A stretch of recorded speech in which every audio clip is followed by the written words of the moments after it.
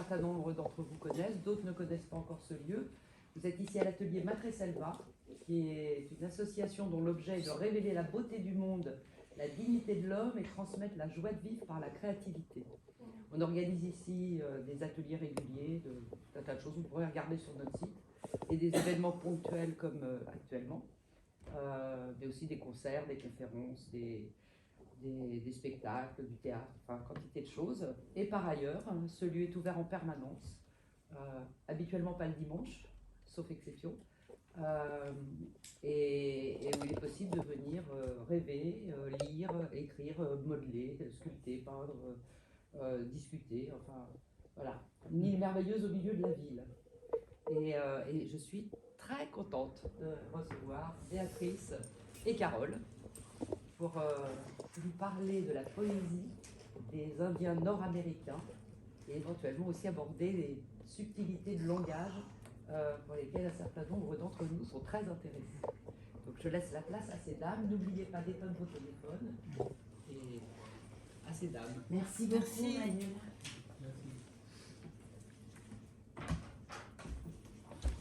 Bonjour, merci infiniment d'être là avec nous pour évoquer la poésie native américaine. Béatrice Machet, qui est ici, est une poète. Elle est performeuse, elle a écrit des essais, elle a écrit de très nombreux recueils que je me garderai bien d'énoncer devant vous. Elle a participé à des anthologies. Enfin bref, elle fait énormément de choses et surtout cette merveille qu'elle nous offre sur Recours au poème, qui est une revue de poésie numérique qui existe depuis 2012. Elle nous offre des articles qu'elle appelle, que nous appelons toujours poésie native américaine. Elle va dans les tribus amérindiennes et elle traduit pour nous une poésie unique, mais elle ne fait pas que traduire cette poésie, elle contextualise, elle raconte l'histoire de ces tribus et évidemment comment on les a décimées, on a tenté de les faire taire ou de les acculturer, Béatrice. Voilà. J'avais préparé plein de choses, j'avais préparé pour te présenter, j'ai quand même envie de lire ce que tu écris sur le site de la Maison des écrivains. Écrire me remet au monde. Inlassablement dans la vérification que je suis bien vivante, en relation avec autrui. Écrire est une adresse, un désir de rencontre, un engagement. C'est un acte, un geste corporel autant que vocal. La poésie, selon moi, doit s'incarner et donner voix. J'aime à triturer le langage, ce qui me permet de donner la parole à qui ne l'a jamais, mais aussi à qui parle une autre langue, qu'elle soit poétique ou étrangère, c'est un peu la même chose. Écrire, c'est avoir la foi pour la folle entreprise qui, par les seuls moyens du langage, tente de faire advenir une forme d'éveil. Écrire, c'est remonter vers là d'où l'on vient, avec l'enfance boulimique de lecture et la certitude de vouloir vivre dans le partage. Voilà. Et le partage, aujourd'hui, celui sur lequel on va s'arrêter, c'est celui de la poésie native américaine. Tu as publié, autre part que dans Recours au poème, de nombreux articles, de nombreux livres également sur la poésie amérindienne. Et j'ai envie de commencer cet entretien en te demandant de quand date ton appétence, comment est-ce que c'est arrivé ça? Alors ça, c'est arrivé un dimanche après-midi chez nos voisins. Mes parents refusaient que nous regardions la télévision.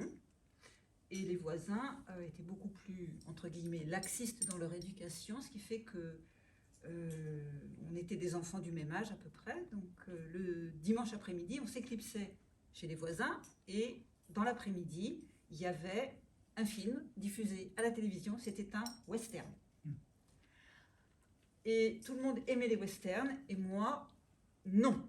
Mais alors vraiment, je me disais, mais comment peuvent-ils aimer ça?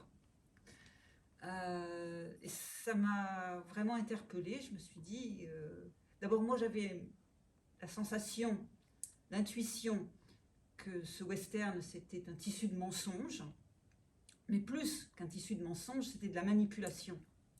C'est-à-dire que ça présentait des gens, dans notre langage, on disait par exemple rusés comme un sioux. Mais qu'est-ce qu'on nous montrait dans ces westerns? Des sioux qui étaient complètement abrutis, faut dire, enfin, il n'y a pas d'autre mot, quoi. Donc tout ça, ça me paraissait vraiment très bizarre. Et j'ai voulu en savoir plus, comprendre pourquoi les uns aimaient, pourquoi moi je détestais, et qu'est-ce que ça cachait. Donc à partir de là, j'ai essayé de connaître l'histoire, réellement, des Indiens d'Amérique. Et puis, j'ai grandi et j'ai pu maîtriser l'anglais. Donc, j'ai pu lire en anglais les sources écrites par des Indiens d'Amérique.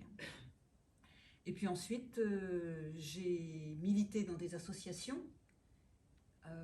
Et donc, on faisait des colis avec des vêtements chauds, etc. pour envoyer sur les réserves. Parce que, par exemple, sur la réserve de Pine Ridge, c'est les Sioux Oglala. Il fait moins 40 l'hiver, mais ils n'ont pas de bois pour se chauffer. Simplement ça. Bon, des choses comme ça. Donc ça a été d'abord une approche socio-politico, voilà, humaine tout simplement. Et à partir du moment où j'ai été publiée, donc vers 24-25 ans, j'ai créé un petit réseau, des revues, des éditeurs, et je me suis dit, mais l'association et le militantisme, c'est bien, mais je peux aller même encore au-delà, et c'est de faire connaître par les traductions des auteurs, des cultures, des principes de vie, des idéaux. Et c'est comme ça que ça a commencé. Voilà. Donc tu dénonces par là même l'acculturation à laquelle se livrent les Oui. Américains par Oui. le biais du cinéma, évidemment avec cette fabrication d'une histoire dont on sait, et d'une société dont on sait qu'elles sont complètement illusoires. Alors déjà, oui, et puis comme vous en êtes tous conscients, j'en suis certaine, l'histoire elle est écrite par les vainqueurs. Est-ce qu'il faut appeler vainqueurs des gens qui ont commis un génocide pour pouvoir s'approprier? Et il y a le génocide humain, bien sûr, mais il y a le génocide animal, les bisons, les antilopes. Est-ce qu'il faut aller jusqu'à ce point de destruction? Et cette marchandisation, cette chosification d'un environnement et mériter en plus le nom de vainqueur, ça pose question tout ça aussi. Mais en tout cas, le fait est que pour justifier, pour légitimer les horreurs commises, on transforme les faits et on prétend que c'est des Indiens qui étaient sauvages, que c'est des Indiens qui étaient assoiffés de sang, que c'est des Indiens qui attaquaient les trains, que c'était les Indiens qui tuaient les femmes, les violaient, ou bien capturaient des enfants, ou bien... Bon, voilà. Évidemment, une fois qu'on reprend les textes, et même très très loin en arrière, le simple fait que Bartolomeo de Las Casas, par exemple, aille devant le pape et dise « Mais regardez ce qu'on fait vivre à ces Indiens, et pourquoi n'aurait-il pas une âme? Et pourquoi les considère-t-on comme des sous-hommes » Là aussi, ça pose question, parce que y a eu un choix et une politique réellement consciente, avec déjà des warnings qui s'allumaient et des blancs qui n'étaient pas d'accord. Mais ça, on l'a gommé, on l'a oublié. Et il ne reste que ce récit, cette mythologie de la conquête de l'Ouest, de la frontière et du courage des colons, hein, des migrants. Alors je ne dis pas qu'ils n'ont pas été courageux, je ne prétends pas qu'ils étaient tous mauvais, mais la manière dont les leaders politiques ont réellement planifié la disparition d'un tout un tas de peuples et de cultures, ça c'est indéniable. Voilà. Il y a le film 1970, Little Big Man, Oui, en 1970 avec Dustin Hoffman, oui, oui. qui me fait prendre conscience que c'était exactement le contraire qui se passait. Voilà. C'est-à-dire que les Américains, enfin les Irlandais et compagnie, ouais. venaient coloniser un pays, alors que les Indiens, ils s'entendaient très bien, plus ou moins bien. Bah, plus ou moins bien, enfin disons que, en tout cas, ils n'ont jamais lancé de guerre telle que nous on l'entend, et ils se contentaient de petits actes un petit peu, on va dire, de dissuasion, hein, montrer qu'on était fort quand même, voilà, et que bon, on pouvait échanger, on pouvait se recevoir les uns les autres, on pouvait, voilà, mais chacun chez soi, et c'était bien aussi, quoi, voilà. Donc, mais en tout cas, il y avait une forme de respect pour les autres et une réelle curiosité pour les autres, et jamais cette arrogance de croire que on était le peuple élu par Dieu et par un Dieu qui nous disait ce qu'il fallait faire, et ce qu'il fallait faire était complètement contraire a priori aux 10 commandements ou aux évangiles, quoi. Donc, bon. Et alors, tu es bien sûr allé dans des réserves. Tu peux nous dire où, comment et comment est-ce que la culture amérindienne, qu'on a tenté évidemment de tuer, mais on ne va pas avoir peur des mots, on va les dire, on a tenté d'annihiler les cultures, on peut dire les cultures amérindiennes, oui, qui s'expriment maintenant dans, est-ce qu'elles s'expriment dans des réserves, est-ce qu'elles s'expriment dans la poésie, comment ça se passe, et oui, où es-tu allé? Il y a plein de questions qu'on a envie de te poser. Au commencement, je suis restée sur le territoire européen et j'ai correspondu avec, par le biais des associations, etc., des auteurs, et je les ai traduits. Certains sont venus en France, comme John Trudell, comme Norman Scott Momaday, donc là j'en ai rencontré quelques-uns. Et puis l'occasion s'est présentée de pouvoir aller aux États-Unis. Et je suis d'abord allée dans des universités où se sont installés ce qu'on appelle des départements d'études amérindiennes. Donc, dans ces départements, on enseigne l'histoire, les cultures, les langues, et bien souvent il y a aussi des ateliers d'écriture, enfin le creative writing, hein, qui peut aller avec aussi dans ces départements-là, couplé avec le département d'anglais bien souvent, enfin voilà. C'est d'abord là, moi, que j'ai rencontré des auteurs, exclusivement des auteurs, ou des militants politiques, certains emprisonnés d'ailleurs, comme Mike Austin, enfin bon. On ne va, enfin pour moi en tout cas, il était très gênant de m'imposer et d'arriver sur une réserve en disant ben voilà, je suis Béatrice Maché et je traduis de la poésie, donc je ne fais pas ça. Je n'y vais que si je suis invitée. Ensuite, ces auteurs, ils ont évidemment un lien très fort avec la réserve. Beaucoup y ont été élevés, mais ils vivent en dehors. Ils ont donc cette profession d'enseignant qui les fait vivre aux alentours d'une grande ville ou de l'université. Bon. Donc ça, c'est déjà une chose. Après, la première fois qu'on met le pied aux États-Unis et qu'on est comme moi focalisé sur la présence amérindienne, on est très déçus. Ils sont invisibles.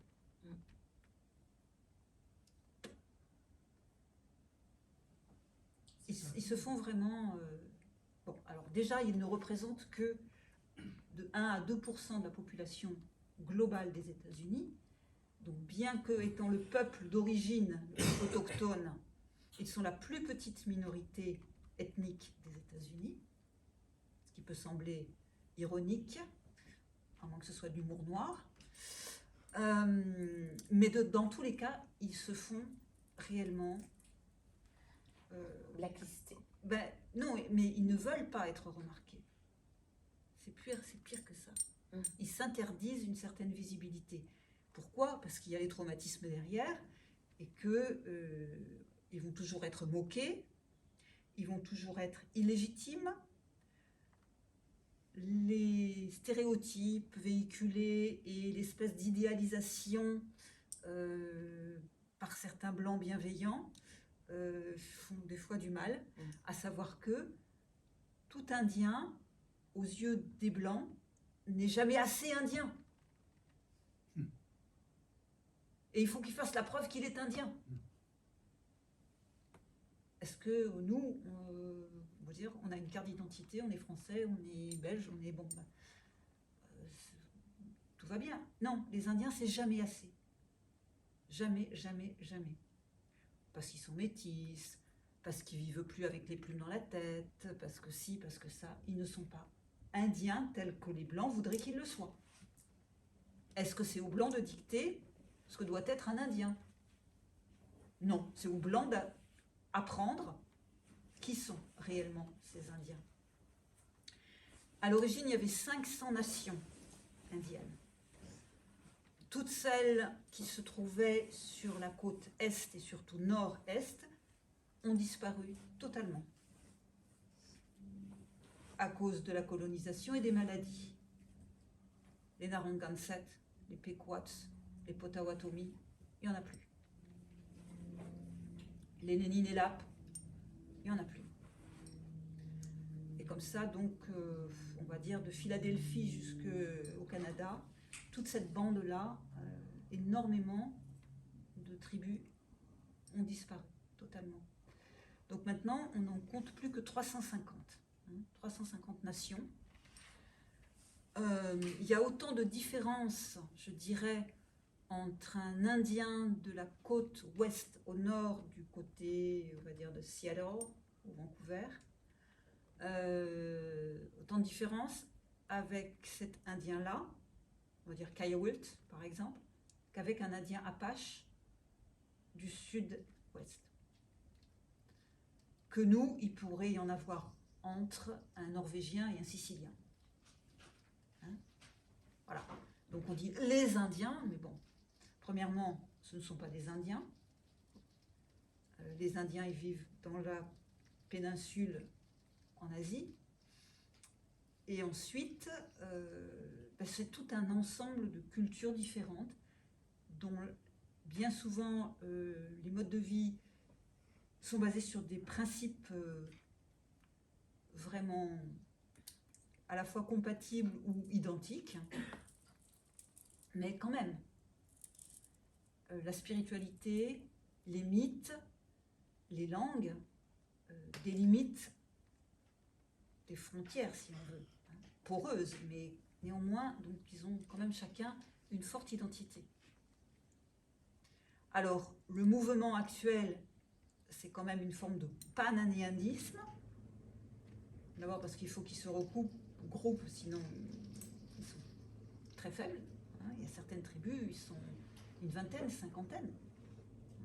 La tribu de Californie, les Chumash, il ne reste plus que 3 représentantes. Des choses comme ça. Voilà.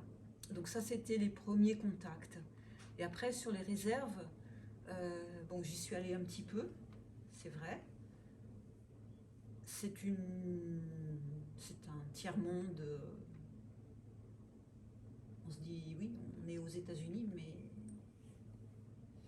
Alors bon, les États-Unis, c'est des contrastes très saisissants. On sait qu'il y a un taux de pauvreté inimaginable aussi aux États-Unis. Quand on va dans certaines zones rurales du Tennessee, du Kentucky, être surpris aussi par ce qu'on voit. C'est délabré. Bon. C'est des mondes à l'écart. Mais c'est aussi, on le sent, des cultures très incrustées, très fortes, avec des gens d'une force incroyable, de résilience, de résistance. Et puis des gens qui sont brisés, qui sont traumatisés, qui sont... Voilà. Avec un taux de chômage de 10 fois plus important que le taux de chômage habituel sur le sol des États-Unis. Et pourtant, il y a vraiment de l'entraide, il y a vraiment des cérémonies qui sont toujours suivies, il y a vraiment un gouvernement tribal, avec une police tribale, avec une forme de souveraineté tribale. Et ça, c'est important. Donc ils se débrouillent comme ils peuvent pour que la communauté vive le mieux possible avec le peu qu'ils ont. Il y a des écoles où le plus souvent on essaie de donner un enseignement bilingue, anglais et langue tribale. Il y a énormément d'entraide. Voilà, donc c'est à la fois réjouissant et à la fois triste. Tout dépend sur les réserves où on se trouve. Il y a par exemple la réserve des Miccosukee dans les Everglades en Floride, qui font partie de la grande nation Creek. Ces Miccosukee ont toujours fui et ont toujours évité le contact avec l'armée américaine. Ils sont allés se réfugier dans les Everglades, qui sont des marais. Ils ont construit des espèces de villages sur pilotis, etc., dans les marécages avec les crocodiles, etc., pour être sûr que ces territoires-là, on ne viendrait jamais leur disputer. Donc ce sont des gens qui n'ont jamais eu à subir une défaite militaire. Ils sont inconquis. Ça change tout. Le rapport qu'on peut avoir avec eux est très différent du rapport qu'on peut avoir avec d'autres qui ont sur les épaules le poids d'une forme de défaite. Et ça m'a vraiment impressionnée. Donc c'est pareil, selon l'endroit où vous êtes, c'est différent. Chez les Navajos, enfin on dit les Navajos parce que c'est le nom le plus courant, mais eux ne veulent pas qu'on les... C'est pas Navajo, eux ils s'appellent les Dene. Et les Dene, ils ont la plus grande réserve des États-Unis en termes de superficie et aussi de population. Et c'est une sorte d'État dans l'État. Ils ont une université, ils ont des écoles, ils ont des hôpitaux, etc. Ils fonctionnent vraiment à la Navajo sur ce territoire. C'est pareil, là, c'est un peu autre chose. Et puis la culture Navajo, c'est aussi très inspirant. Enfin, c'est fabuleux. Donc voilà, autant d'endroits, autant d'expériences différentes. Et le statut du poète? Alors, le statut du poète... C'est variable? Non. Non, parce que pour les Indiens d'Amérique, la poésie, c'est quelque chose qu'ils vivent au quotidien. Pas forcément qu'ils l'écrivent, mais ils la vivent au quotidien. De par leur rapport avec l'environnement et leur façon de vivre pleinement et en conscience une ouverture vers le grand cosmos, vers l'univers. Ils sont complètement la tête dans les étoiles et les pieds enracinés, quoi. Ça, c'est nous, une dimension qui nous manque. On est un petit peu enfermés dans des boîtes carrées, quoi. Eux, il y a ça qui est formidable. Je pense qu'ils vivent dans un monde qui est beaucoup plus spacieux, beaucoup plus ouvert que le nôtre. Et ça se ressent aussi. La poésie, ils la vivent à travers les cérémonies, à travers les mythes, à travers les chants, à travers les danses. Pour eux, il n'y a pas de réelle différence. Mythe, chant, danse, c'est la poésie, comme ils la vivent aussi. Le mot poésie, il vient plaqués sur quelque chose de naturel chez eux, avec des codes, avec des références, avec oui, toute une histoire qui vient des Occidentaux. C'est ça. Hein, c'est une notion occidentale. Mais eux, ils la vivent vraiment dans leur chair, naturellement. Et ils savent créer, à travers leur poterie, à travers leur tapisserie, à travers leur art plastique, tout le temps, ils sont au contact d'eux. En tout cas, si ce n'est pas la poésie telle que nous, on l'entend avec l'écriture, etc., ils sont dans le poétique en permanence. Et tu as quand même traduit des poètes. Est-ce qu'il y en a qui t'ont marqué ou... Oui, il doit y en avoir beaucoup, mais particulièrement, on va peut-être lire aussi. Oui, bien sûr. Offrir à nos auditeurs leur poésie. Et alors, avant... pour dire un petit peu quand même, savoir que les Indiens d'Amérique se sont emparés de l'écriture aussitôt la colonisation. De fait, ils ont compris tout de suite l'intérêt et l'importance. Ils ont compris que tout se passerait désormais légalement aussi avec l'écriture. Qu'il n'y a aucun moyen de traiter avec les Anglais, enfin les colons, hein, qu'ils soient néerlandais ou français ou espagnols, bon, au départ, voilà. Donc ils se sont tout de suite emparés de ça et ils ont commencé à écrire dès le XVIe siècle et XVIIe, puis XVIIIe, puis XIXe. Et ils ont intégré au XIXe siècle toute l'histoire de la littérature occidentale. Ce qui fait que, quelque part, maintenant, ils sont un pied dans la culture occidentale et un pied dans la leur. Ce qui pourrait, voilà, on pourrait se dire, bon, ils sont boiteux. Non, ils restent bien droits.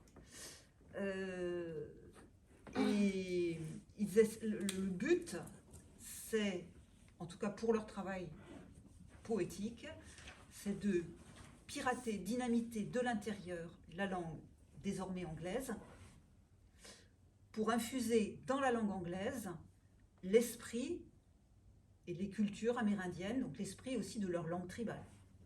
Ce qui fait que maintenant, les poésies écrites par des Indiens d'Amérique sont souvent ponctuées, illustrées,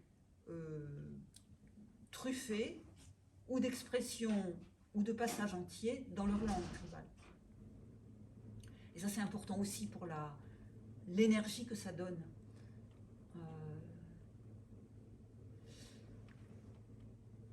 Donc, voilà où ils en sont. Le rapport à la poésie, justement, Len Senson, chez Yale. La poésie est révolutionnaire, son but est la survie. Donc la poésie, telle que les Occidentaux la vivent, la voient, pour eux, c'est un outil et un prétexte pour diffuser un message. Sherman Alexie, poésie égale colère multipliée par imagination, reformulée par survie égale colère multipliée par imagination. Donc poésie et survie, c'est la même chose. Ça se plaque dessus. C'est pour vous dire le rapport qu'ils ont. Joy Harjo, Creek. Parler, quoi qu'il en coûte, c'est avoir du pouvoir plutôt que d'être victimisé par la destruction. Et le rapport qu'ils ont à la parole, aux mots, qu'ils l'écrivent ou qu'ils ne l'écrivent pas, c'est quelque chose là aussi dans leur culture de très fort.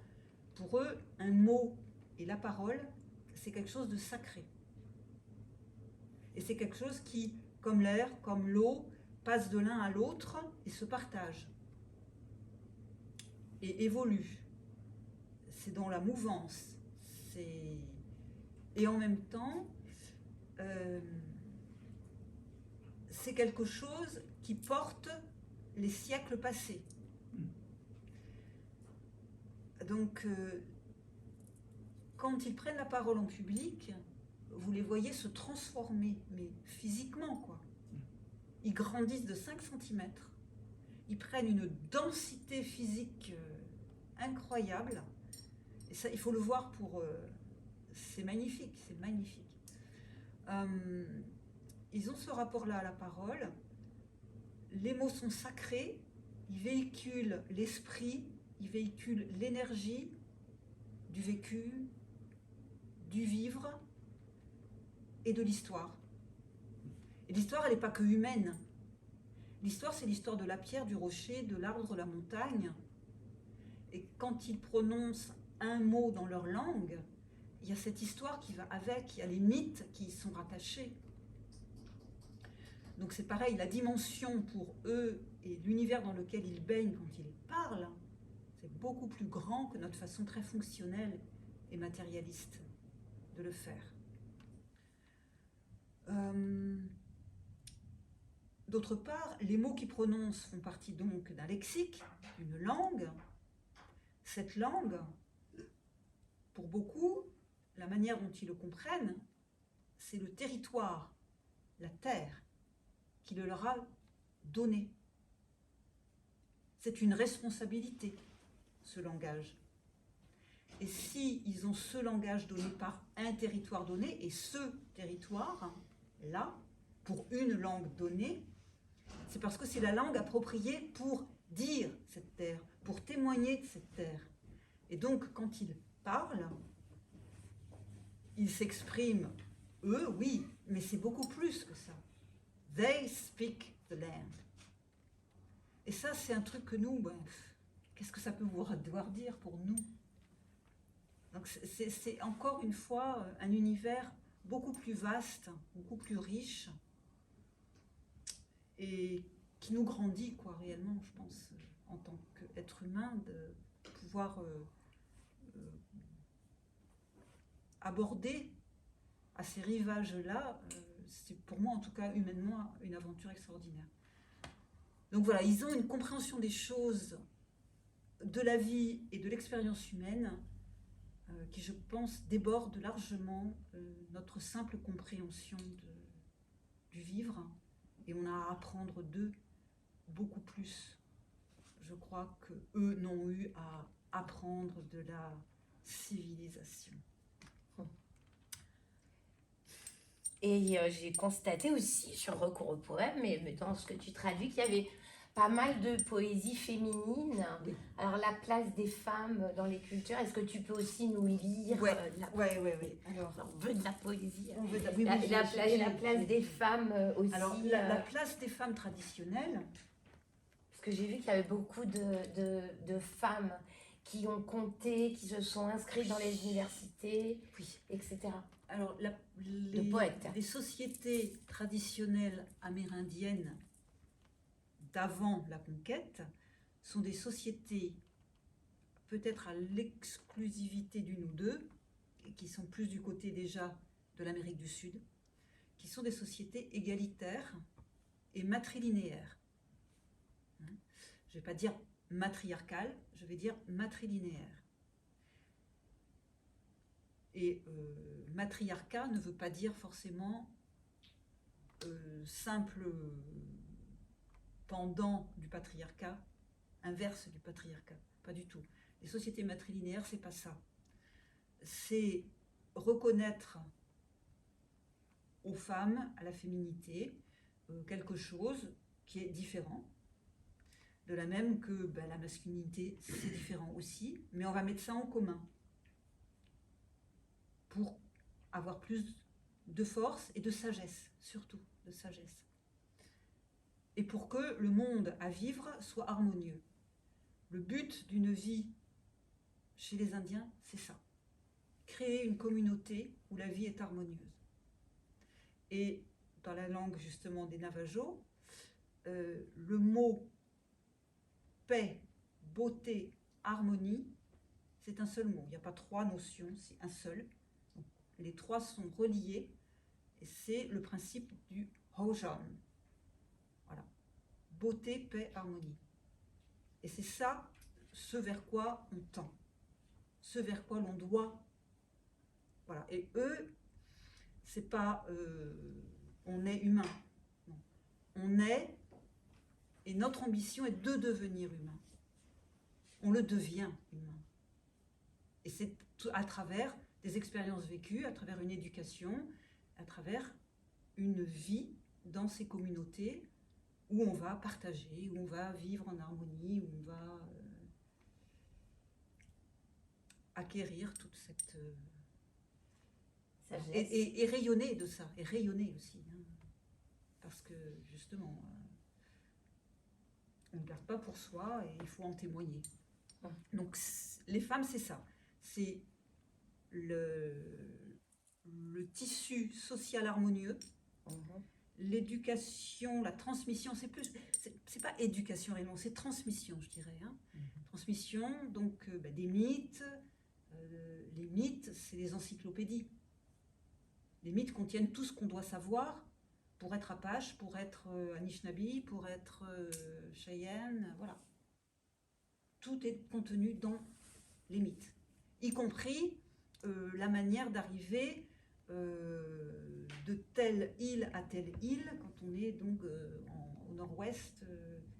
Voilà, le chemin, il est écrit dans le mythe. Donc tout ce qu'on doit savoir, il est là. C'est fabuleux, c'est vraiment fabuleux, c'est une richesse extraordinaire, mais si on prétend que c'est de la sous-culture, où va-t-on, quoi. Bon. Donc, des textes, allez, on y va. Je serais tentée, peut-être le plus simple, c'est de prendre l'anthologie, comme ça il y a Voilà, très bien. Donc les femmes, étant donné qu'elles ont ce rôle de transmission, elles sont souvent les leaders, les vrais leaders en fait. Et leader, c'est pas chef. Leader, c'est plutôt guide. Leader, c'est plutôt garde-fou. Comme on sait que les femmes donnent la vie et qu'elles sont du côté de la vie, et qu'elles n'ont jamais réellement envie de faire la preuve de ça. Alors que bien souvent, dans l'élan masculin, il y a quand même un peu, on fout plein la vue, quoi. Hein, donc voilà, on leur en veut pas, c'est pas méchant, c'est juste, voilà. Donc, les femmes étaient les leaders, que ce soit chez les Cherokees, les Iroquois, les Apaches, les Navajos, etc. On allait leur demander conseil. Et à la fin, c'était le conseil des femmes. Alors, c'était les aînés, ce qu'on appelle les aînés, hein, donc des femmes d'un certain âge, qui n'avaient plus d'enfants à élever, etc. Mais c'était elles qui réellement, oui, donnaient un peu la marche à suivre, ou en tout cas, elles étaient réellement écoutées. Et c'est elles qui, entre guillemets, nommaient les chefs. Chef de guerre, chef de paix, chef de chasse, chef de n'importe quoi. Mais c'était plus une responsabilité due à leur qualité intrinsèque, plus qu'autre chose. Et pareil chez les hommes, on n'était pas chef parce qu'on voulait jouer des gros bras et exercer un pouvoir. On était chef parce que c'était une responsabilité à endosser et qu'on en avait la capacité, sans se faire gonfler les chevilles, ni prendre la grosse tête, quoi. Et si on dérapait, on passait à quelqu'un d'autre. Hein. C'était des modes vraiment de... Voilà, et ça a changé de fait parce que quand les Occidentaux ont demandé à parler aux chefs, qu'ils ont vu s'approcher des femmes, on leur a présenté des femmes, pas question de parler avec des femmes. Et donc les femmes ont dû nommer des porte-paroles, sinon il n'y avait aucun échange possible avec les Occidentaux. Et c'est comme ça que petit à petit il y a eu un revirement, enfin bon, donc il y a eu une forme de métissage aussi, d'hybridation de ces cultures, mais la place des femmes reste très très très importante. Alors, dans la littérature amérindienne, il y a beaucoup d'humour aussi, hein.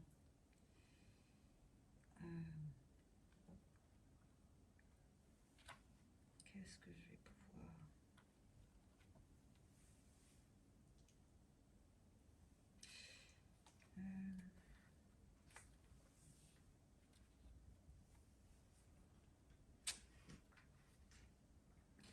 Joy Harjo.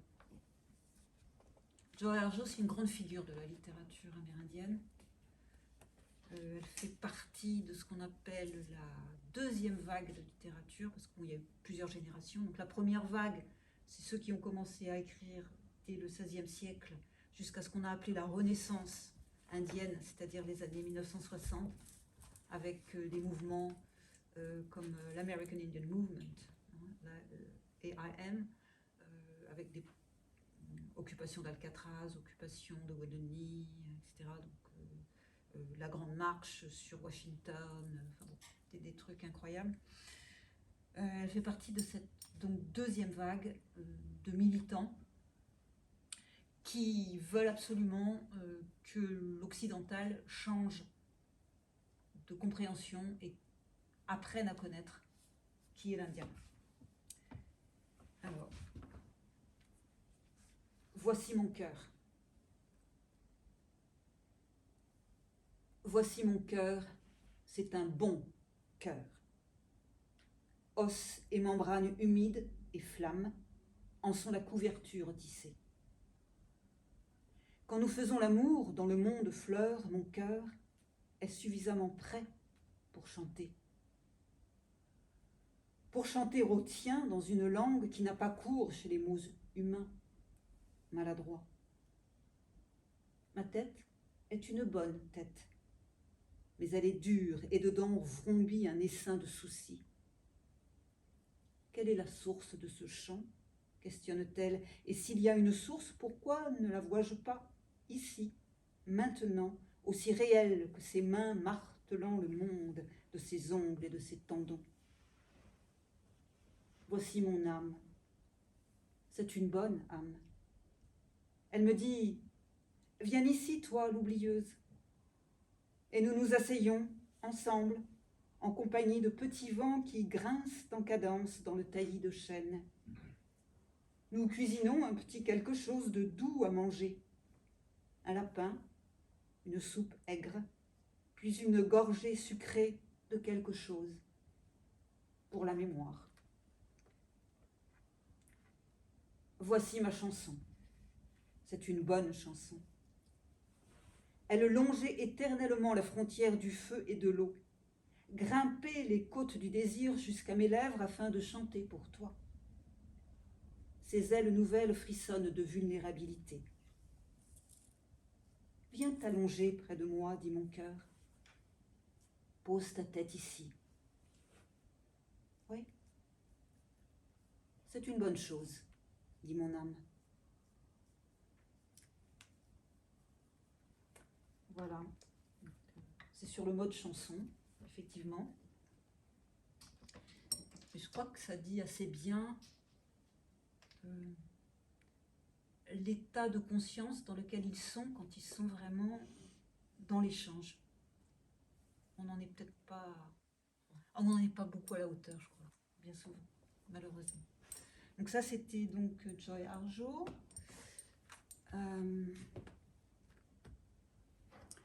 Je vais peut-être lire...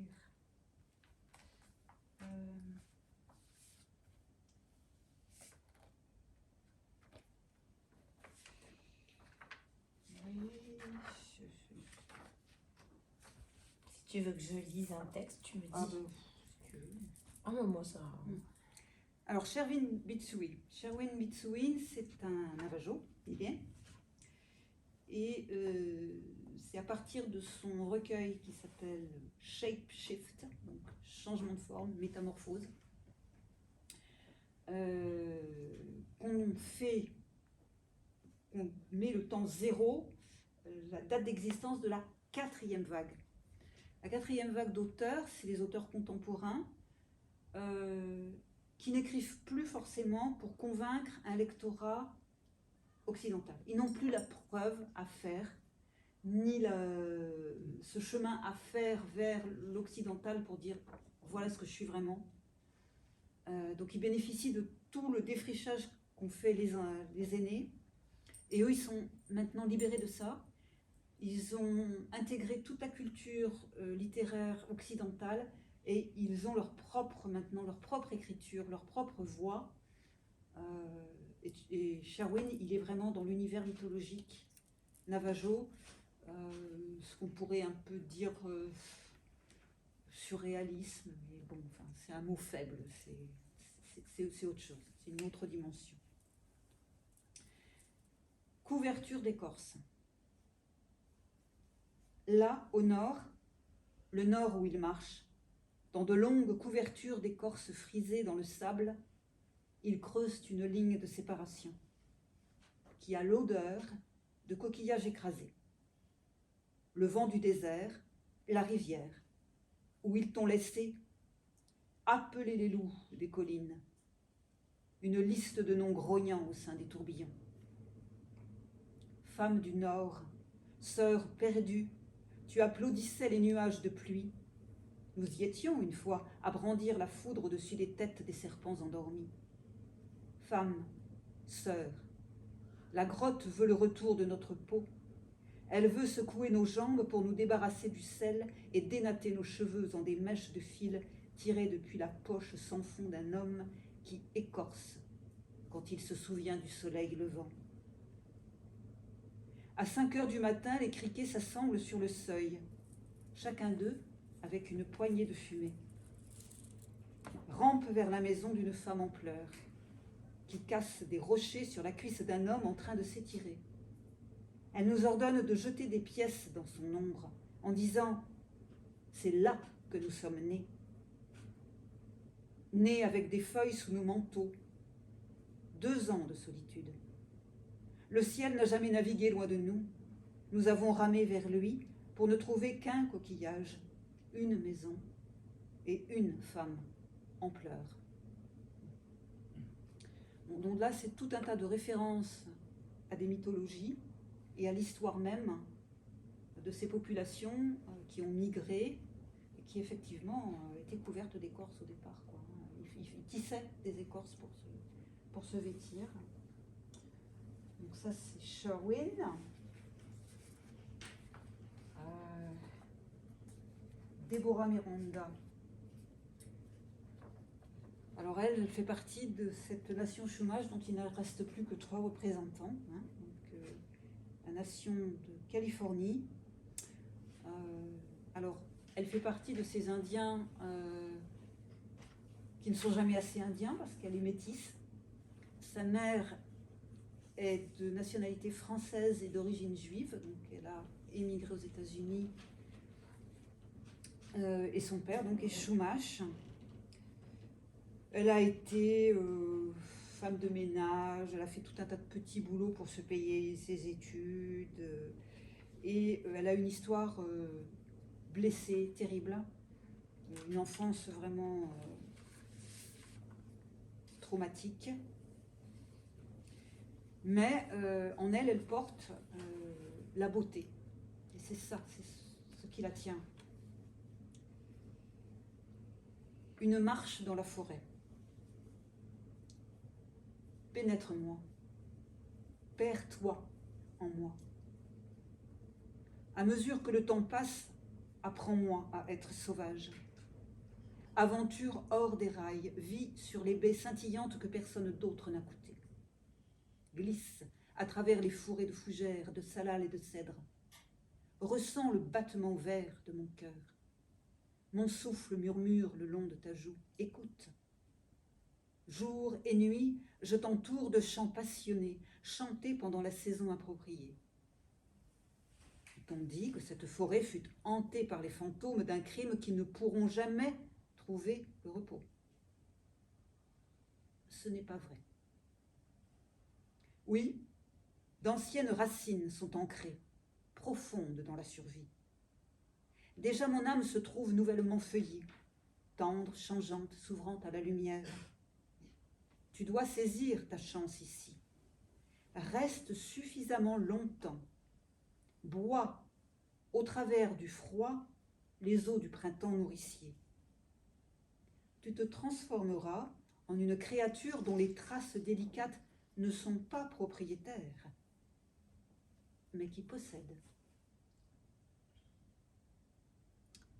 Voilà, donc ça dit aussi beaucoup d'une démarche personnelle de guérison, mais qui dit aussi ce rapport organique. Et il y a un mot en anglais, c'est kinship. Donc ils sont en famille avec tout ce qui vit en fait. Et ça c'est fort aussi. Donc ça c'était Déborah.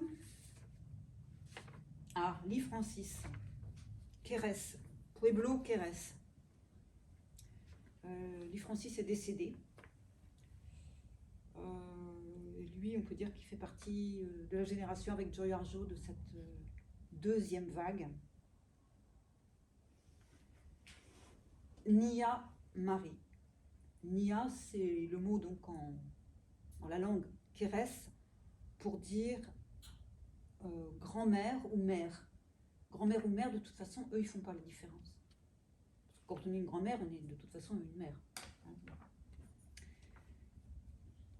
Femme qui possède de nombreux châles, je vois ta vision. D'errantes landes de bruyères celtiques doucement dans tes rêves émergent. Femme au mental d'acier, je touche ton esprit.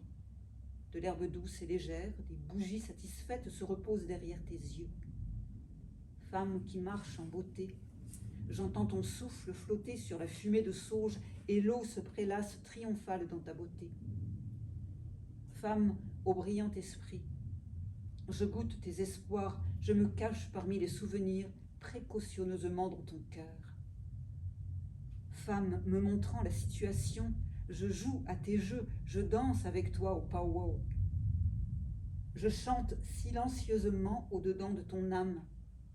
Femme au cœur gentil, je respire ton essence, je sirote l'odeur des roses et de la cannelle, je dérive content dans le matin.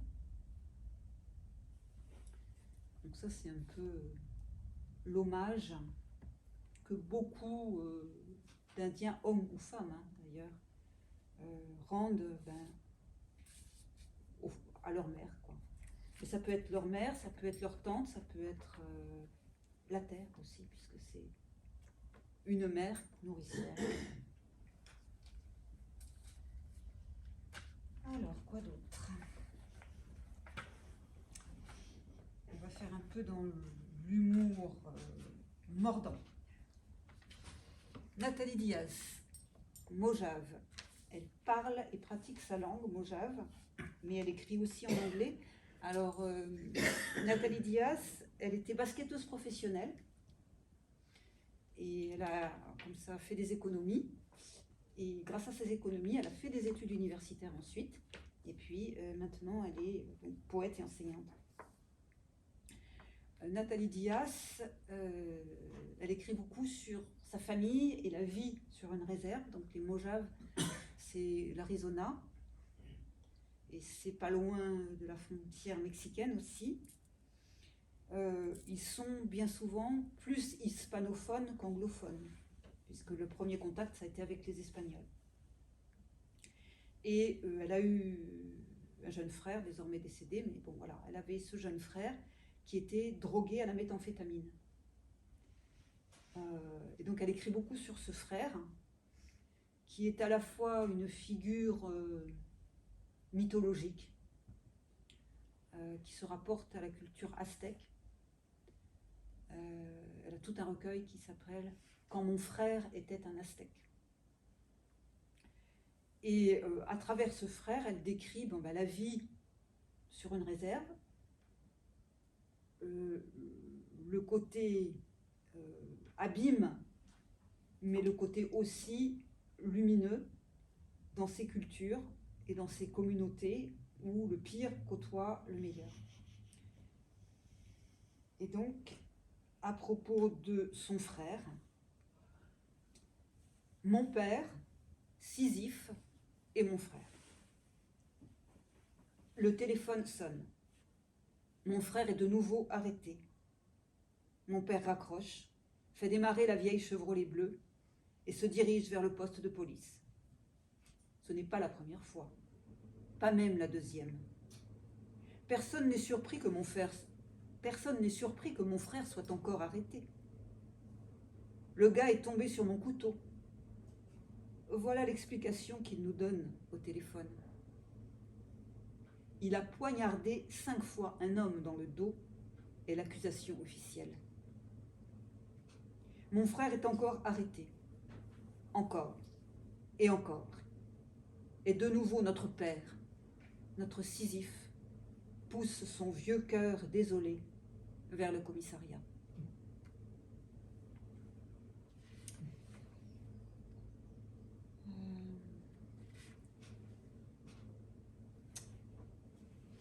Elle a obtenu le prix Pulitzer de poésie, Nathalie Dias, en 2022, pendant que Louise Erdrich a obtenu le prix Pulitzer de fiction. Donc c'était une année Indien d'Amérique, l'année 2022. Louise Erdrich étant Anishinaabe, romancière, poète aussi, mais elle a écrit des romans. Si vous n'avez jamais lu Louise Erdrich, c'est fabuleux. Toujours Nathalie Dias pour l'autre pendant, donc assez... toujours de l'humour, abécédaire, requérant un examen complémentaire au sujet de l'assujettissement d'une réserve indienne par un séraphin anglican. Les anges ne viennent pas sur la réserve. Les chauves-souris peut-être, ou les chouettes, des choses carrées, tachetées.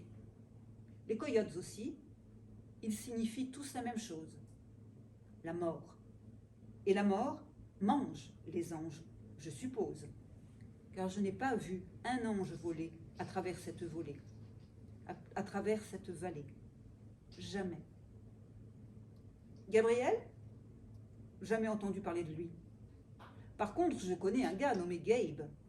Il est venu pour un pow-wow, il est resté. Un Indien typique. Bien sûr, il avait des ailes, joiseau de prison qu'il était. Il voletait de ci de là dans les oreilles volées. N'importe où, il s'arrêtait. Des enfants poussaient comme des gourdes dans le ventre des femmes.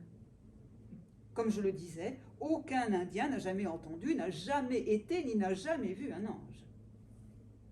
Peut-être dans un spectacle historique chrétien ou quelque chose de ce genre, l'église nazaréenne en propose un chaque mois de décembre, organisé par la femme du pasteur John. Pas étonnant que le fils du pasteur John soit l'ange. Chacun sait que les anges sont blancs. Arrête avec les anges, lui dis-je.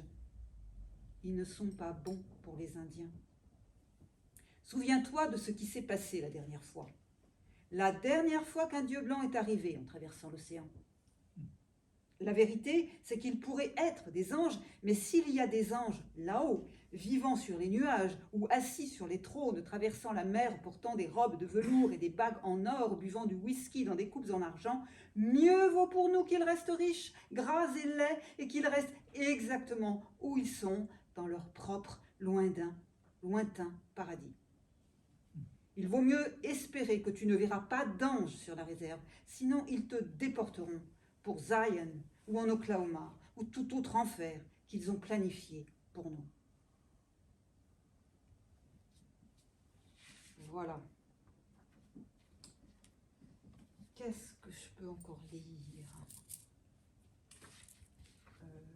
Oui, je vais lire des petites bribes pour vous faire comprendre aussi l'état d'esprit et l'ambition et tout ce qu'il y a de non textuel derrière les textes.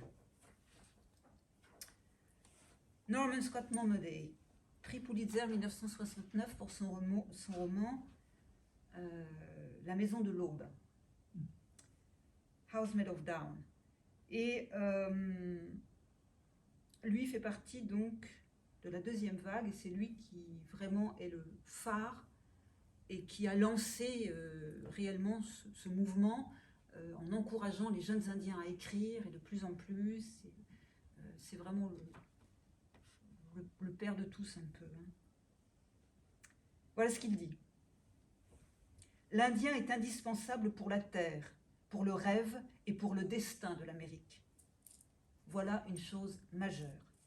Il y aura toujours une figure centrale dans l'imagination américaine, une figure centrale dans la littérature américaine. On ne ferait rien de bien sans. La continuité, la mémoire qui se perpétue, c'est une notion profonde au centre de la perception indienne du monde. Nous parlons ici d'immortalité ou de quelque chose de très proche, bien que les Indiens ne donneraient pas de nom à cette notion. S'ils étaient Kiowa, ils diraient peut-être Hakihide. They were camping. Ils avaient établi le camp. Ce qu'il faut comprendre comme ils vivaient au milieu du monde et ils le gardaient. Dans ce mot est le germe de la même idée. Voilà, donc lui, il écrit avec ça en tête. Joy Harjo disait un petit peu la même chose. Alors, c'est pas une citation, mais de mémoire. Voilà ce que ça dit. Si le dessus de la croûte superficielle de l'Amérique est désormais occidentale, en profondeur, le sol est indien. Et il n'y a que les Indiens pour réellement bien le comprendre et s'en préoccuper comme il le faut.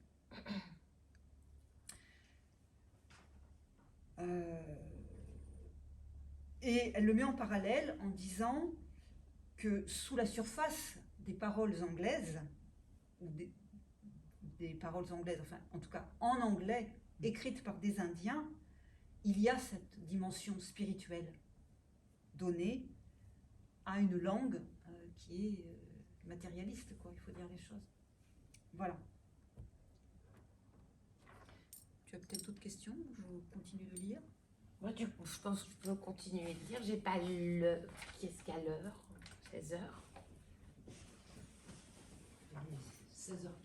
Ah, 16h15. Donc, on peut peut-être Passer aux soit questions vous poser aux questions, oui. Soit lire encore. Lire encore. J'avais une question. Ouais. Vos traductions, vous traduisez du coup de l'anglais au français ou vous avez aussi appris des langues natives Alors, qui vous permettent de traduire? pour chaque auteur,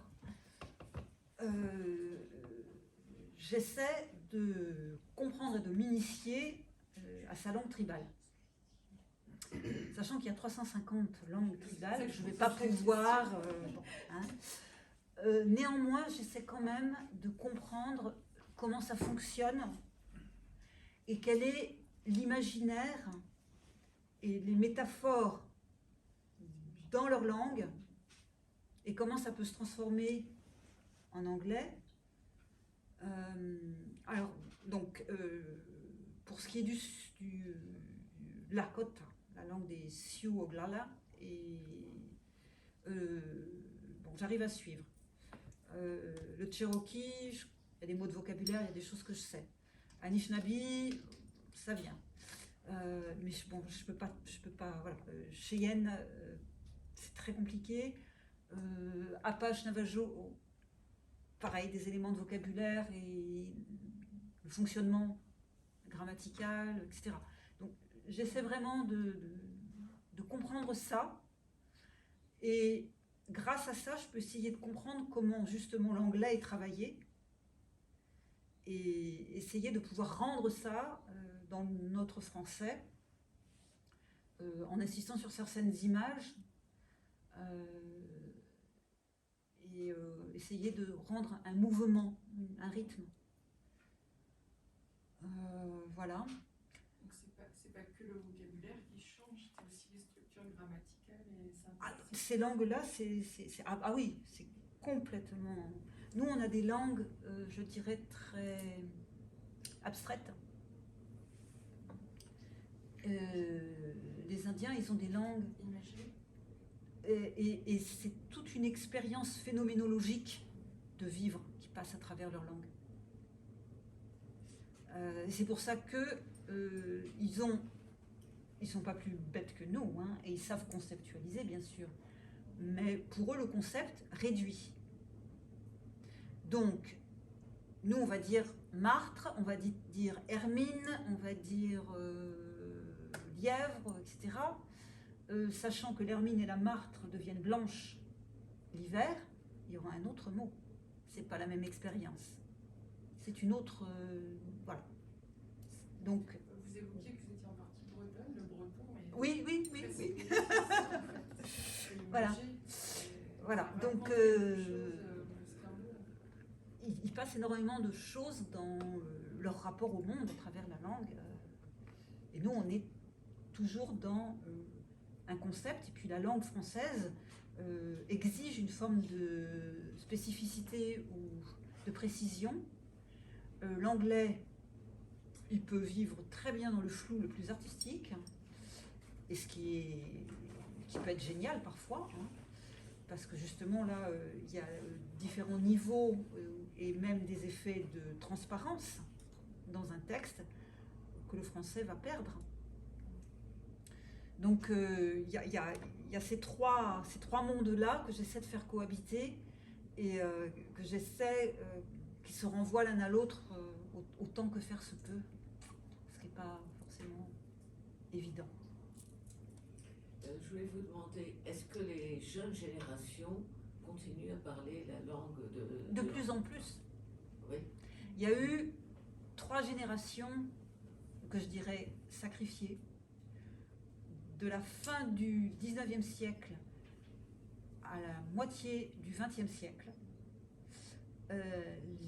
comme ils s'apercevaient, les Canadiens et les Américains, qu'ils n'étaient pas réellement arrivés ni à les réduire psychologiquement, ni économiquement, ni spirituellement, qu'il y en avait toujours qui n'étaient pas tous morts. Et que même la nativité et le taux de naissance augmentaient.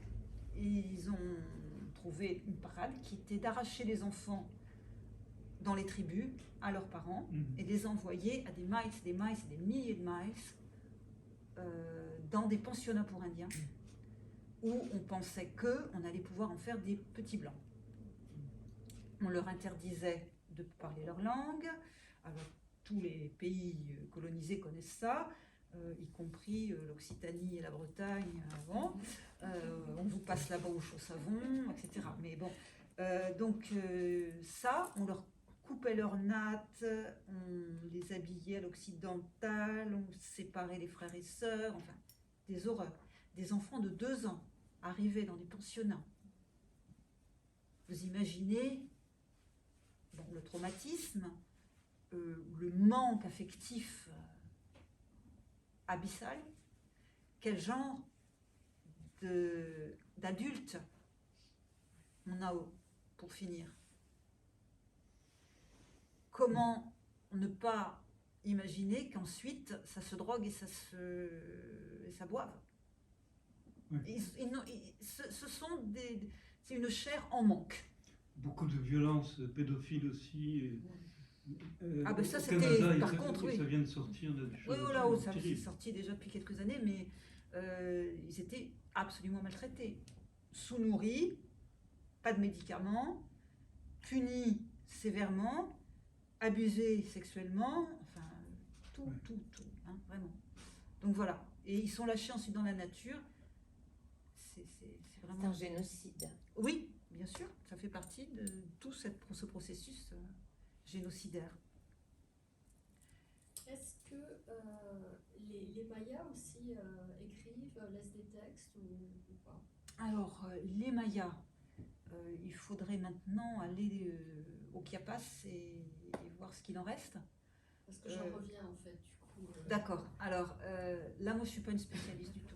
Moi, je tout à m'arrête au l'heure, Rio vous avez Grande parlé et de donc Bartolomé Vasquez. au-delà, il y a encore quelques apaches de côté mexicain, mais ensuite, voilà, c'est une culture maya et ça là, moi, je m'avance pas. Et je me posais la même question, je n'avais jamais réfléchi qu'il n'y avait pas d'écriture Alors, est-ce que les hiéroglyphes sont une écriture? Oui, mais est-ce qu'on peut Est-ce que les transmettre- pictogrammes sont une écriture? Est-ce qu'on peut traduire un poème avec des hiéroglyphes ou des pictogrammes? C'est ça la question. Ben, s'il y a des textes hiéroglyphiques et pictographiques en Mésopotamie, je ne vois pas pourquoi tout ce qui a été noté sur des écorces, ce qui a été noté sur des pots, avec une symbolique et même des choses très abstraites, des écritures très stylisées. Le Walamolum d'Hélénie Lénape, c'est les mythes de la création, c'est magnifique à voir. Mhm. Et c'est une calligraphie. Parce que Alors, si c'est le cas- les Égyptiens sont des génies parce qu'ils ont inventé les hiéroglyphes, excusez-moi, mais quand même là, il y a deux poids, deux mesures. Hein. Je m'insurge. Donc, non, le seul défaut de ces écritures qui existent depuis très longtemps dans les cultures amérindiennes, c'est qu'elles sont sur des supports qui sont périssables. Fragile. Et donc, on les retrouve très, très, très peu. À moins qu'elles soient conservées dans les tribus. Sauf que dans les tribus, ben, quand vous avez été déplacé, quand votre camp a été incendié, quand vous n'avez pas eu le temps de prendre votre bundle, medicine bundle, avec tout ce qu'il y a de sacré dedans, y compris les guides dessinés de comment mener une cérémonie, etc., ben, c'est perdu pour toujours. Mais oui, ils notaient, ils écrivaient. Et il y avait même des périodes de l'année consacrées à ce qu'ils appelaient les contes d'hiver, chez les tribus des Grandes Plaines. Et donc sur des pots, ils écrivaient ce qui s'était passé tout au long de l'année. Donc on a même des sortes d'archives de la vie des tribus. Et maintenant... Est-ce que nous pourrions déchiffrer ces archives sans la culture orale qui les accompagnait? Non. Non, c'est ça. Donc il faut un transcripteur, il faut quelqu'un qui... Non, parce que la symbolique... Si, je dirais que chez les Navajos et les Apaches, il y a vraiment des symboles qui sont clairs. Le soleil, l'eau qui coule, l'orage, etc. C'est assez transparent. Mais pas forcément tout quand même. Quoi. Mais c'est magnifique. Esthétiquement parlant, c'est magnifique.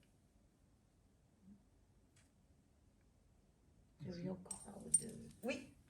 Tu veux peut-être poser encore une question? Non, allons-y, on va écouter. Une question sur la langue. Est-ce que à travers l'ensemble de ces tribus, c'est le même type de fonctionnement de langage? Non. Il y a des grandes différences? Des grandes différences.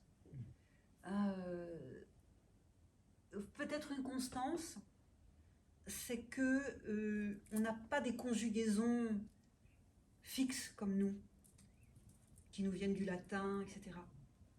La notion de temps et temps, espace, vitesse, tout ça, eux, ils sont vraiment dans la relativité depuis très très longtemps. Hein. Et donc, dans la langue sioux, par exemple, il y a juste un préfixe ou un suffixe qui indique que c'est futur, peut-être, hein, voilà, enfin, une vague notion que c'est au futur ou au passé, mais ça n'a pas une grosse importance parce qu'au moment où on le parle, on est au présent dans ce qu'on parle. Et c'est maintenant que ça se passe. Même si concrètement ça s'est passé après. Mais non, le fait de le redire, c'est le revivre et le faire partager, et les gens qui l'écoutent le vivent aussi à travers la parole. Donc c'est maintenant. Et c'est au présent. Voilà.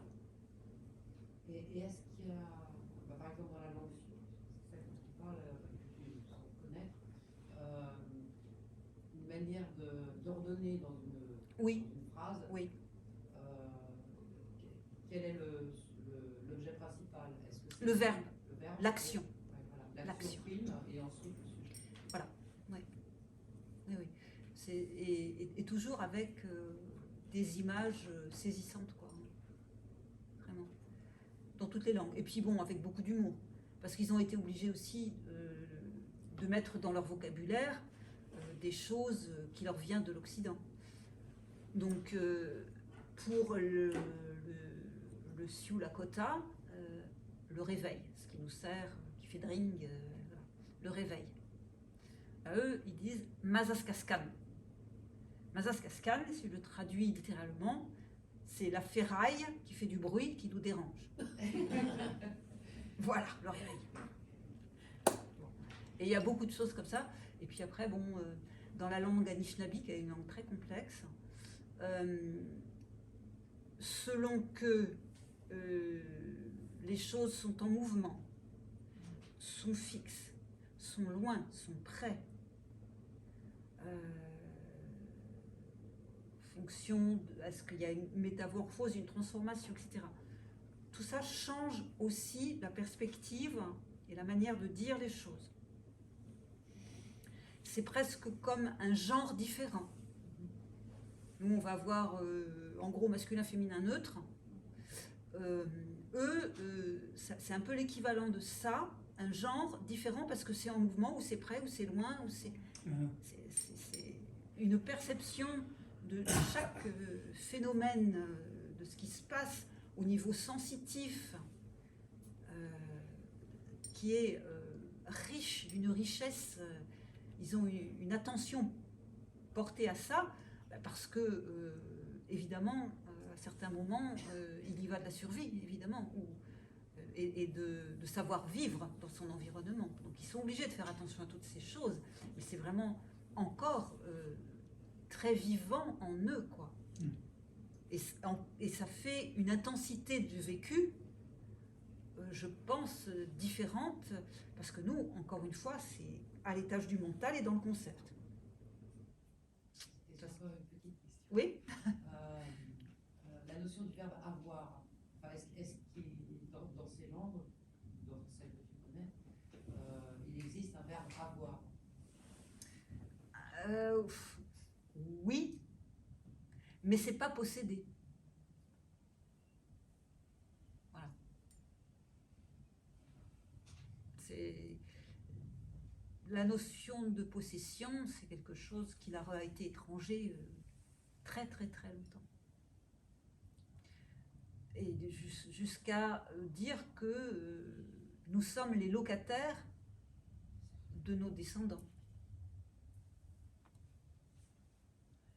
Voilà. Donc en fait, c'est toujours dans le futur que les choses doivent arriver. C'est là vers là qu'on regarde. Et il ne faut pas compromettre ce futur par nos mauvaises actions maintenant. Donc on est les locataires de nos descendants, c'est ça qu'ils disent. Et du coup, en fait, j'en ai encore une. Puisqu'en français, on utilise deux auxiliaires, être et avoir. Est-ce que Il n'y a pas d'auxiliaire, ce sont des suffixes ou des préfixes. Oui. Et donc, par exemple, on dit, dans le verbe être, la question, c'est en fait, c'est sur le verbe être. Est-ce qu'il est, donc en fait, il n'existe pas vraiment le verbe être? Non, on ne peut pas dire qu'il existe. Oui, oui, on formule autrement. Oui, oui, oui. Alors, en Lakota, il y a ce etcha. C'est être, c'est avoir, et c'est il y a. Enfin, oui, oui, voilà. C'est etcha. Lelola puis etcha.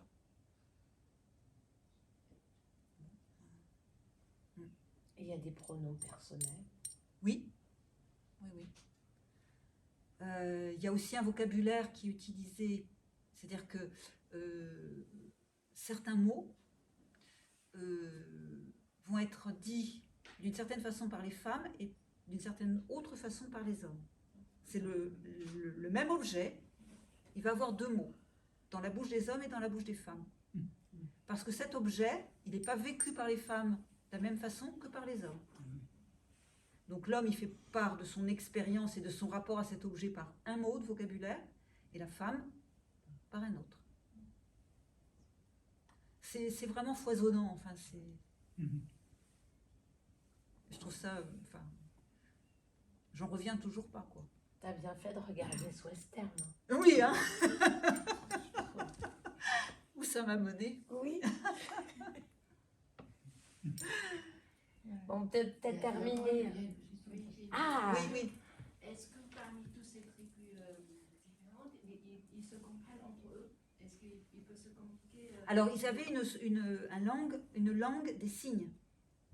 Et c'était pas parce qu'ils étaient muets ou sourds, c'est parce qu'ils avaient conscience d'avoir des langues très différentes les unes des autres, mais ils savaient, voilà, avec les mains, ils avaient un langage des signes. Et qu'ils pouvaient accompagner de leurs propres paroles. Ils parlaient leur langue tribale et ils faisaient des signes pour que l'autre qui ne comprenait pas lise avec les mains. Ouais, ouais. Oui, oui.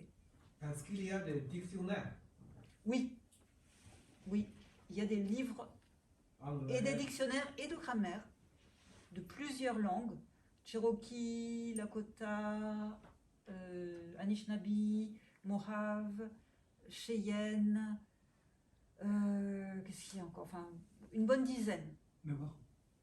Une bonne dizaine qui sont des langues récupérées. Oui. Je voudrais donner une petite remarque, c'est très très intéressant. Vous avez évoqué qu'il utilise des signes. C'est un peu comme le chinois. Alors, Voilà. Donc, comme Ségolène a dit. Bon, j'ai passé 3 ans en Chine, alors je peux suffit. voir un peu ce que c'est que les idéogrammes. C'est pour voir. Les idéogrammes, on les combine entre eux. Voyez, si ça parle d'eau, va y avoir les petites gouttes plus autre chose. Il n'y a pas ça, il n'y a pas de combinaison chez les Indiens d'Amérique. Il n'y a pas ce... voilà. Disons que chez le chinois...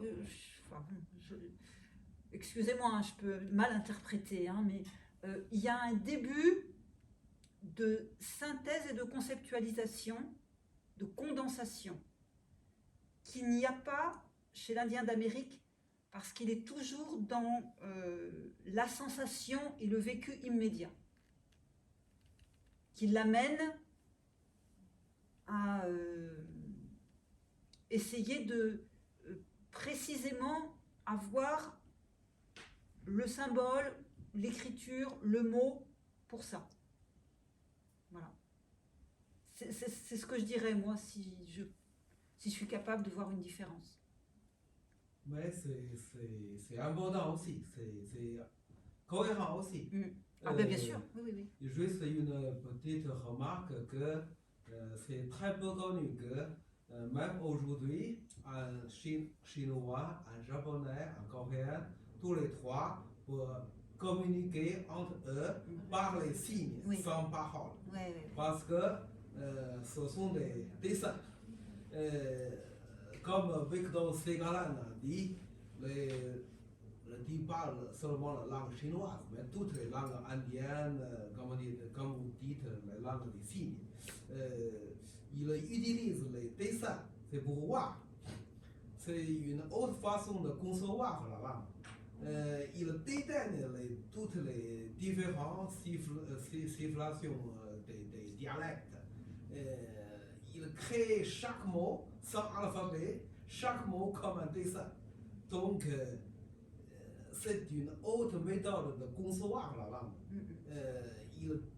Comment dire, Victor Ségolène a dit, la langue chinoise déteigne la parole. Il ne souligne jamais la différence entre les différents dialectes. Il crée des signes pour voir. Oui, il aurait dû créer quelque chose de plus facile que ça. Mais ça a permis la continuité de la langue durant 3000, 5000 ans. C'est intraduisable, mais votre travail est très méritant.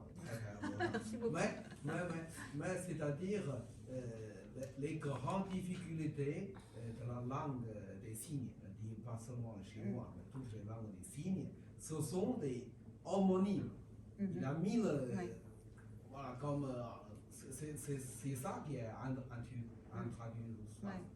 Donc C'est Mais pourquoi par le contre, mot- quand la langue est écrite, qu'on soit Ouais, cantonais ouais, ou qu'on parle le mandarin, ouais.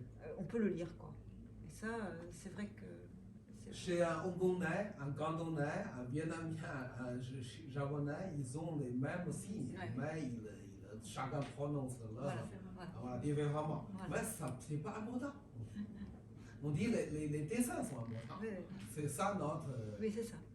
Oui, juste pour présenter une haute méthode de Absolument. pensée, comme vous avez nous présenté. Voilà. Je vous remercie beaucoup de Mais je vous en prie. nous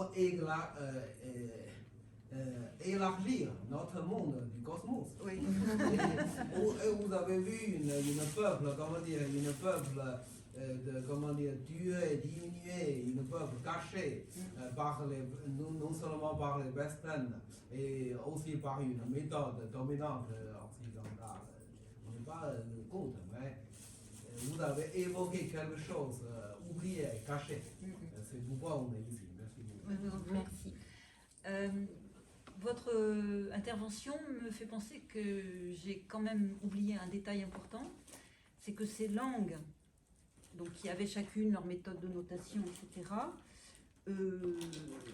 on a vite compris aussi l'importance de créer des alphabets.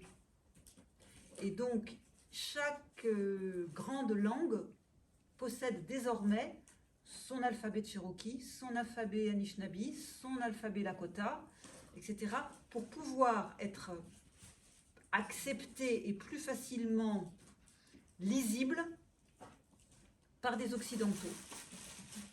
Et donc ils ont créé de toutes pièces, à partir de l'alphabet qu'on utilise nous, et de nos lettres occidentales, avec des symboles et des signes ou des accents particuliers pour donner le son. Et donc, voilà, maintenant on a des alphabets Apache, Navajo, etc., alphabétiques. Avec l'influence occidentale. Ça n'existait pas avant. Ben non, C'est ça. ben non. Et la langue officielle reste Ben, malheureusement l'anglais, non? Pas sur la réserve nécessairement, mais oui, bien sûr. C'est la langue officielle. Alors après, je ne sais pas, dans les États du Sud, il y a deux langues. Hein. Okay. L'espagnol est parlé en abondance. Hein.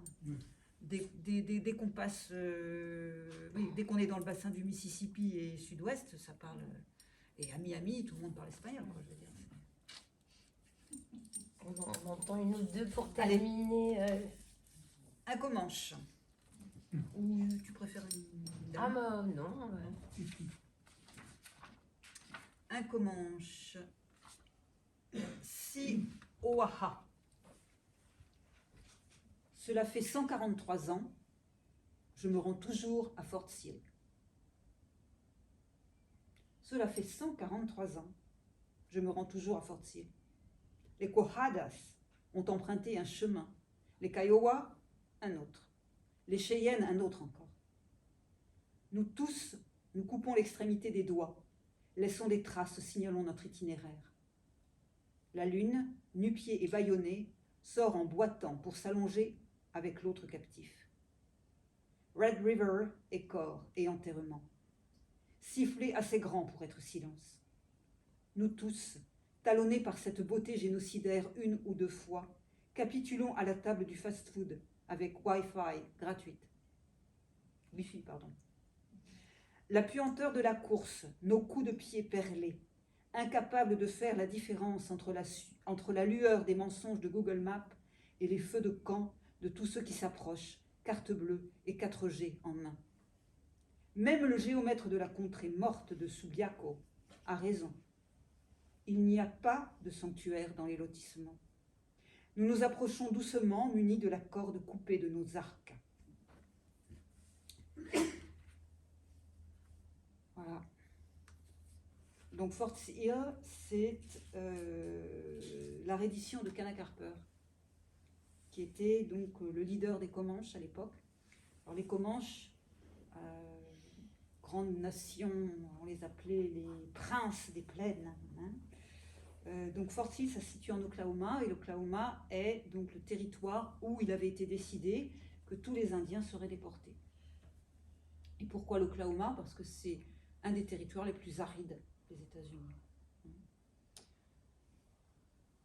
Voilà, là aussi, un petit coup de griffe sur la civilisation, du Wi-Fi, des 4G et du fast-food.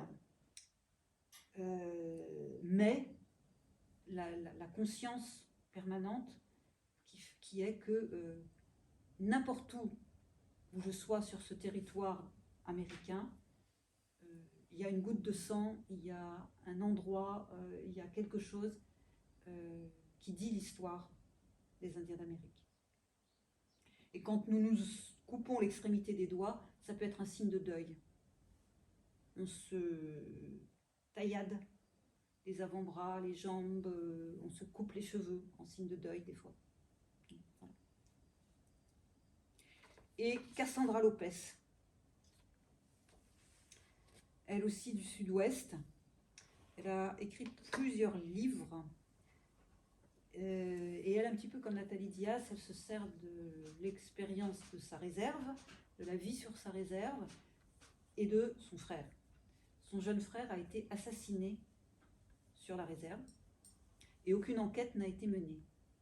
Mais ça, c'est l'expérience très commune sur les réserves aux États-Unis, parce qu'il y a une juridiction qui dit que la police tribale peut régler les petits conflits, les choses qu'on dirait, comment ça s'appelle, Courantes. Oui, les affaires courantes, mais tu sais, il y a 3 degrés. Oui, je vois. Il y a le tribunal d'instance, bref. En tout cas, pour ce qui est du crime, les crimes de sang, voilà, les Indiens ne peuvent pas. Ils sont dépossédés de ce droit-là. La police tribale ne peut pas enquêter. Mais tout ce qui se passe sur une réserve, la police fédérale ou la police nationale de l'État, ils s'en foutent. Donc ils ne vont pas aller enquêter. Donc tout crime commis sur une réserve, c'est presque en toute impunité. C'est la raison pour laquelle il y a tellement de viols et de morts de femmes amérindiennes. Ou sur la réserve ou tout près. De femmes disparues. C'est missing women. Ça dure depuis des décennies aussi. Donc, pas d'enquête et son jeune frère a été assassiné, tué par balle. Donc, une épreuve traumatique. Elle écrit un peu là-dessus. Et donc, le dernier recueil en date autour de la réserve et du frère, ça s'appelle Brother Bullet. Frère balle, frère boulet. Frère boulet, c'est plutôt une balle. Un nouveau langage. Mes paroles s'effondrent toujours sur elles-mêmes. Elles se sentent à l'étroit dans ma bouche. Je veux un nouveau langage. Un qui possède au moins 50 mots pour chagrin et 50 mots pour amour, afin que je puisse les offrir aux vivants qui pleurent les morts. Je veux un langage qui comprenne souffrance, sœur, et cœur cassé. Ainsi, lorsque je dis que frère est mon hameçon de cœur, tu vois l'aiguille m'enfilant aux autres, nombreux hommes, femmes et enfants de notre ville, crachant ces sales poussières. Je veux un langage pour te parler du 37e homicide de l'année 2010. Le non résolu, tout ce que je sais d'un homme, ma ville le transforme en chiffres, toujours des étincelles de mémoire en arrière, vers les jours plus longs quand l'océan est la bouche de l'été. Nos doigts coquillages dans le sable fouillent. Nous trouvons de petits crabes argentés. Nous creusons et creusons jusqu'à en avoir marre et partons à la recherche d'algues acidulées. Nous sommes soleil salé. Comment nous dorons à terre? Notre chair chaude épanouie nous rappelle notre désert et le sang du canyon. Dans ce nouveau langage, nos eaux disent soleil et mer. Ils nous rappellent une ancienne langue que nos bouches ont oubliée mais dont notre moelle se souvient. Et là, ce mouvement vers la mer, c'est quelque chose qu'une autre poétesse, Ophélia Zepeda, d'une autre tribu, mais toujours du sud-ouest, rappelle. C'était une sorte de tradition pour ces peuples du désert. À un moment donné, ils faisaient, pas réellement un pèlerinage, mais enfin, ils allaient à la mer, ce dont ils étaient privés en quelque sorte. Voilà. Il fallait une fois être allé à la mer. Voilà. Et donc là, il faut aller aussi à la mer pour enrichir ce langage et savoir dire le chagrin. Merci Béatrice, merci beaucoup. Merci à vous. Merci.